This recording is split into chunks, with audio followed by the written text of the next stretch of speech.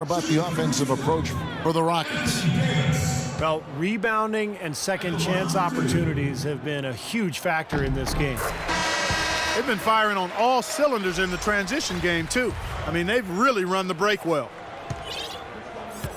And the Pistons making a change here. Nowitzki's checked in. And so Anthony Davis nails both of them. Can you believe the job they're doing at the foul line since halftime? I mean, they've been perfect so far. Yeah, sometimes it's contagious. Everybody starts to get comfortable and relaxed, and everything goes in the hoop. Back to Williams. He kicks it to Beal. To halt the run. Houston leading by 7. Left side, Davis.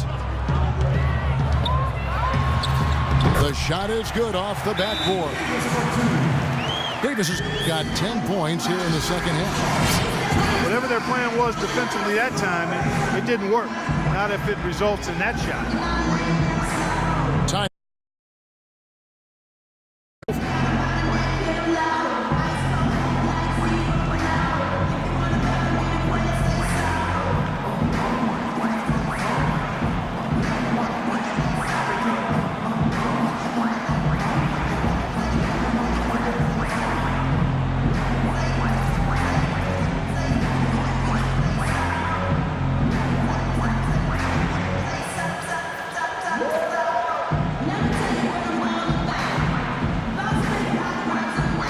Different look here for the Pistons.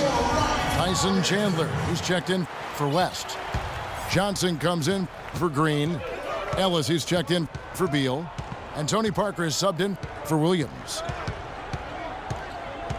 Now here's Parker. 8 points for him. Clock at 6. Chandler goes in. Good. Chandler's got his second bucket of the game to go. Gotta love the finger roll up and over the defense. You know, there's always a little hesitation with newly formed star-loaded teams, and you wondered if the Rockets would click early last year. They did, and ended up with the 4 seed out west. That free throw good from Bledsoe. Rockets made it in as the 4th seed last year, but still couldn't find a way past Portland in the first round. It ended up falling to them in 6 games. Bledsoe hits them both.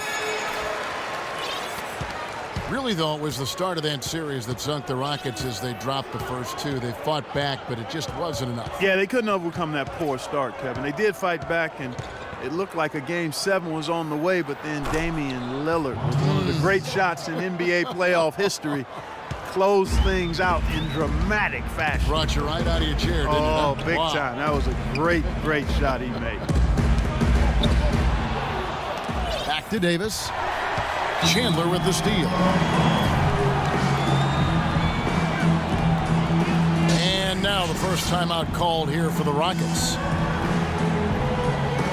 John Wall is 6'4", with a 39-inch vertical leap and long arms to boot. He is an elite physical specimen when it comes to the point guard position.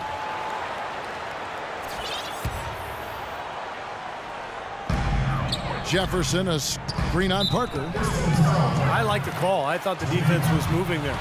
Yeah, I think he slid underneath. Good blocking call that trip. And Wall, a blur, guys, in the open court. Perhaps, Steve, perhaps the fastest player in the league end-to-end. He is devastating in transition. Yeah, he's so tough to stop around the rim, even in the half court. But when he gets ahead of steam going, he can get into the lane and then finish with either hand. So, man, he is tough to stop. One thing with the Rockets that makes them so explosive is just how efficient they are in transition. They rarely miss out on an opportunity when they have a chance to put the defense on its heels. Now here's Nowitzki. 9 points in the game so far. And so it's Houston with it. They've led by as many as 11 points. Davis with it. Picked up by Nowitzki. Butler attacking. And so he draws the foul on the shot. A trip to the line to shoot 2. And you know, with the Rockets, it isn't that they're getting layups. It seems more often than not they're getting and one plays on their fast breaks. And that's an extra bonus there. He misses the free throw. Rockets knew how to convert fast break chances, as you said, Steve. It's a big part of their game. Well, they're a terrific ball handling team top to bottom. That allows them to get anyone the ball in transition and just fill lanes. Makes converting those fast breaks a lot easier. The Pistons making a change here. Morrow's checked in. Now here's Nowitzki. 11 points in the game. And he gets it to go. Well, he could have earned some style points there, but he really doesn't need to use the fadeaway when he's that wide open. Parker with the steal. And now Ellis running the floor all by himself. Some good numbers for Ellis. He has 9 points, and from long range, he's hit 1 3-pointer. Yeah, and you'd expect by the end of this game, I'm sure the numbers are going to look even better. No good on that one. You would think that a team like the Pistons, Clark, who struggled as they did, would have trouble with teams out west, but they really held their own. You know, that was surprising. They weren't exactly taking the conference by storm, but they definitely were able to knock off a few of the powerhouses out there. Another miss by Houston. The Pistons have missed out on some chances at the line today. 0-6 of 11. First free throw is good. Tony Parker, I don't think there's any question the best player ever to come out of France. In fact, back in the summer of 2013, he led France to the Euro Cup championship in Slovenia. Just a terrific performance there for Parker. Whoops, they pick off the pass. And they're pushing it up. Oladipo with the ball. Now Chandler defending. Oladipo dishes to Monroe.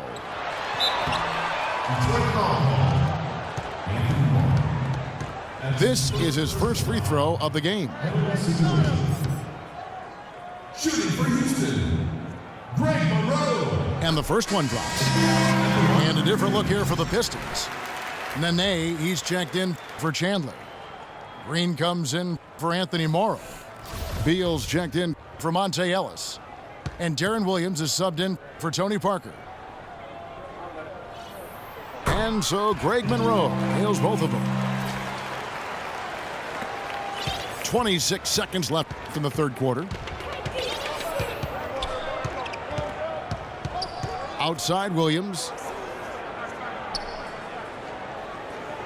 Here's Nowitzki. And he drops it in from the low post. Nowitzki's got 15 points. So far, going for more of an inside game here in this second half, and I like that. A little smash mouth basketball, taking it inside. Here's Dragic, and he gets the bucket. Dragic has got his second basket of the game. Boy, the D has to show a little more fight on the interior than they did.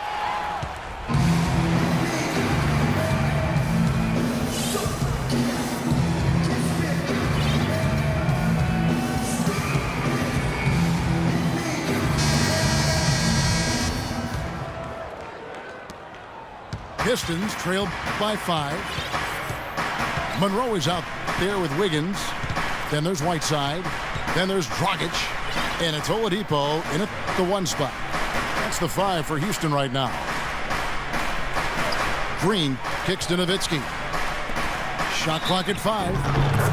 A basket counts and 1. He'll go to the line with a chance to make it a 3-point play. And now both of these clubs really in a groove here. Already a high-scoring game, but it has become an offensive showcase down the stretch. David West has the strength and skill to score in the low post, and he's got a nice ability to handle the ball to get to his spot. And he does not back away from contact. As a matter of fact, he invites it. He loves playing through contact. Now here's Nowitzki to tie it up. And the layup is up and in. Nowitzki's got it all tied up now for Detroit. The defense pretty much helpless there, stopping that layup. I think too much of a mismatch in terms of height. You watch David West work in the post. He has some moves down there. Yeah, he's got that jump hook, beautiful turnaround jump shot. He also likes to use his strength to kind of knock the defender backwards and shoot that fadeaway jumper. And the foul on Andrew Wiggins. That'll be his second foul of the game. Tough break for the defense. He took the heat and drew the whistle. Yep, but when you get there late, that's what happened. He was on that pass in the flash, read it, reacted, and then picked it off. Here's Beal. Shot, no good. The Rockets go the other way with it. They've led by as many as 11 points. The kick out to Oladipo. Dragic with a wide open look. Connects from three-point range. Now it's a 5-point Rocket lead. You might not think of him as a laser three-point shooter, but that shot was there for him, and he had to take it. To the wing on the left. It's West with the drive. Nowitzki, the pass to Williams. And it's good. Assisting on the play was Nowitzki. Nowitzki's got his 4th assist in this one. Oladipo dishes to Whiteside. And David West gets the whistle that time. Houston a whole new 5 on the floor. So for the Pistons,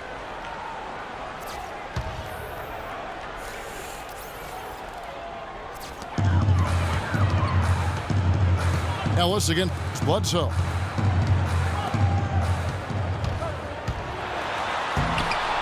Rebound by the Pistons. It's Ellis on the wing, defended by Butler. Ellis kicks to Parker.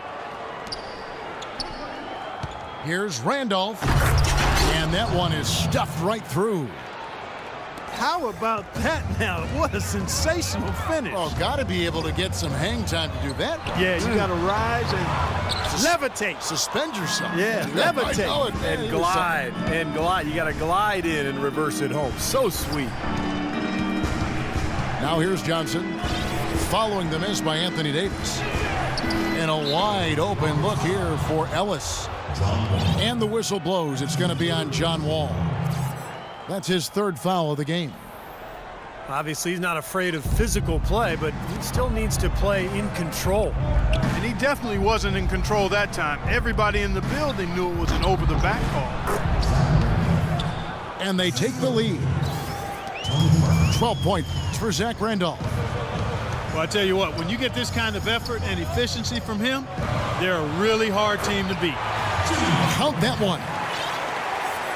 20 points for Butler. Boy, you don't expect to get opportunities that easy coming down the stretch of a tight game. Now here's Parker.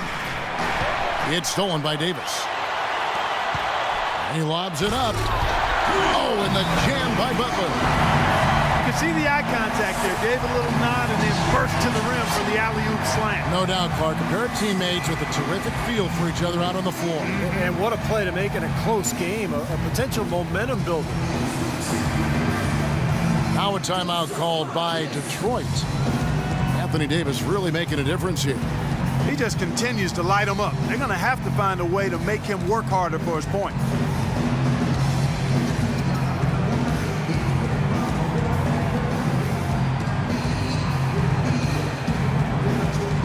Dirk Nowitzki, he's checked in for Zach Randolph. Doris Burke has some information for us. Doris? Over that last break, Kevin, I got a chance to hear what Stan Van Gundy said to the team. He was not at all satisfied with their effort level, saying, "We're losing the hustle plays and all the 50-50 balls. We simply can't win that way. We've got to get after it." Let's see how they respond, Kevin. Thank you, Doris.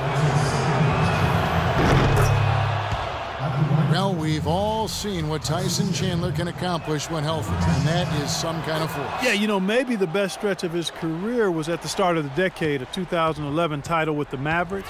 2012, he got a gold medal in London and was the defensive player of the year in the league. And in 2013, an all-star. I mean, that's a pretty strong 3-season run.